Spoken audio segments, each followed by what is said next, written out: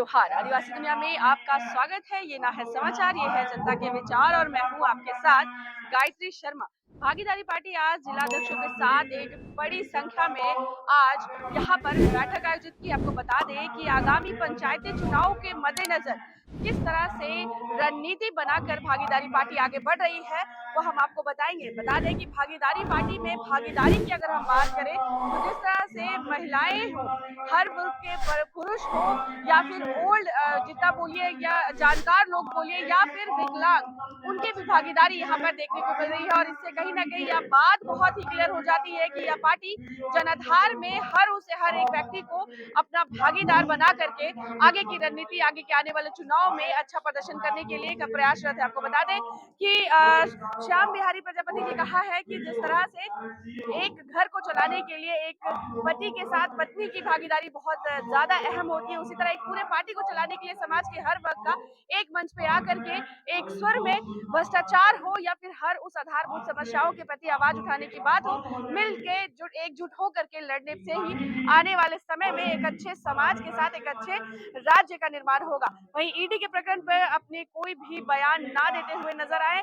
चलिए और देखते हैं कि राष्ट्रीय अध्यक्ष क्या कुछ कह रहे हैं, किस तरह से जो भागीदारी पार्टी आने वाले चुनाव में अपना प्रदर्शन करेगी, क्या कुछ रणनीति रहेगी, हम आपको सीधे लिए चलते हैं। हम सर्वप्रथम राष्ट्रीय अध्यक्ष जी का जो स्टेटमेंट है इसको स्वागत हम करते हैं।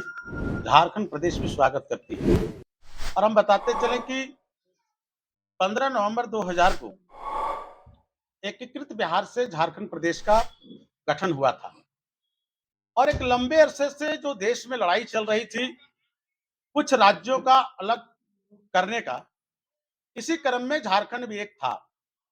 एक साथ झारखंड, उत्तराखंड और छत्तीसगढ़ का गठन हुआ था। आज आप देख लें, छत्तीसगढ़ और उत्तराखंड में जहां विकास का सवाल है, हमको लगता है कि झारखंड से बेहतर है।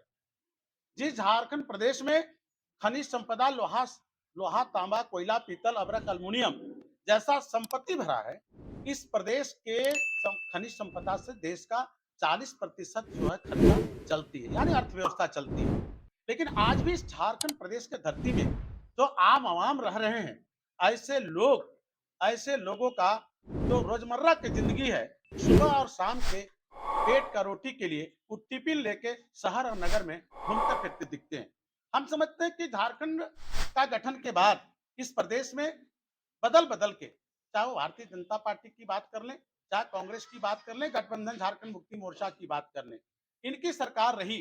लेकिन इन राजनीतिक दलों के नेताओं ने जो यहाँ के जमीनी मुद्दे हैं जिससे जनता का विकास हो सकता था, इन विषयों पर झारखंड विधानसभा जो कानून का मंदिर है उस पर इस तरह का कोई विधेयक नहीं लाया जिससे कि यहाँ पे सर्वांगीण विकास हो सके। आज आप ज्वलंत मुद्दे पर बात कर लीजिए, राजभवन में चले जाइए, डेली धरना और प्रदर्शन चलता है। भारत का ये प्रथम ऐसा राज्य है जहाँ पे ज्वलंत मुद्दे को लेकर जनता आंदोलित है। तो अब जनता को इस प्रदेश में एक विकल्प का तलाश है कि कौन वो पार्टी होगा जो झारखंड का करीब 4 करोड़ आबादी का नेतृत्व करेगा और जल जमीन जंगल के साथ साथ शिक्षा रोजगार के सवाल पर एक बढ़िया सरकार सत्तासीन होगी और व्यवस्था परिवर्तन का लड़ाई होगा। ये आगामी चुनाव में भी भागीदारी पार्टी अपनी भागीदारी सुनिश्चित करेगी। देखिए, 2024 में जो लोकसभा का चुनाव होने जा रहा है, हमारा दल का प्रयास है कि इस प्रदेश में जो 14 लोकसभा सीट हैं, हम 14 लोकसभा सीट में अपना प्रत्याशी खड़ा करें और जोरदार तरीके से एक मजबूत घोषणा पत्र के साथ जनता के सामने हम आवे और जनता को बताने का काम करें कि आपका अगर भागीदारी किसी दल में अगर निश्चित है, वो भागीदारी पार्टी है। आप हमारे दल का और हमारे चुनाव चिन्ह जो आवंटित होंगे उन पर विश्वास करके आंख बंद कर वोट करें। हम आपका व्यवस्था परिवर्तन की लड़ाई लड़ेंगे और आपके मान सम्मान, शिक्षा में जो आज गरीबी अमीरी के जो फासले हैं, जो अमीर गरीब के बेटे उच्च शिक्षा में जो अलग अलग टाइप के जो आज पढ़ाई चल रहा है, एक समान हम उसको जो करना चाहते हैं। जिस स्कूल में अमीर का बेटा पढ़ेगा उसी स्कूल में गरीब का बेटा पढ़ेगा। वर्तमान परिदृश्य में मुख्यमंत्री और ईडी के प्रकरण पर क्या कुछ कहना चाहेंगे? देखिए, ईडी का जो प्रकरण है वो एक विधि सम्मत कार्रवाई है। विधि सम्मत कार्रवाई में निश्चित रूप से जो समन जारी हुआ है अब उसका अग्रतर कार्रवाई के लिए वो सक्षम जो है सो पदाधिकारी न्यायालय की बात है। उस बिंदु पर हम उस पर कुछ कह नहीं कर सकते, क्योंकि उस समन के बारे में हम लोगों के पास ऐसा कुछ ना ट्रायल का कोई रिजल्ट है, इसलिए हम उस पर कुछ नहीं कहेंगे। वो विधि सम्मत कार्रवाई है, ईडी कर रही है। ये सबसे पहले मैं आप लोगों को बधाई देना चाहता हूं कि इस सभागार में हमारी आवाज को पूरे झारखंड के साथ साथ पूरे भारतवर्ष में पहुंचाने के लिए आप लोग यहाँ जितने भी पत्रकार साथी आए हैं सभी को प्रेमचंद प्रजापति का नमस्कार।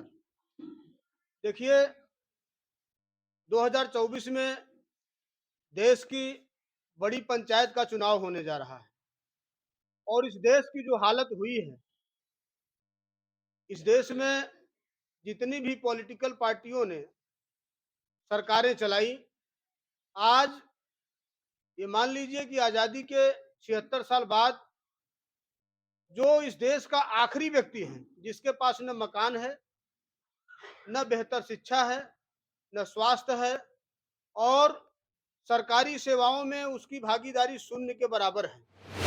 भागीदारी पार्टी उनको हक और अधिकार दिलाने के लिए प्रदेश अध्यक्ष श्री श्याम बिहारी प्रजापति जी के नेतृत्व में आज इस सभागार में हम लोग सिर्फ पदाधिकारियों की बैठक है और आपने देखा कि पूरा सभागार भरा हुआ है।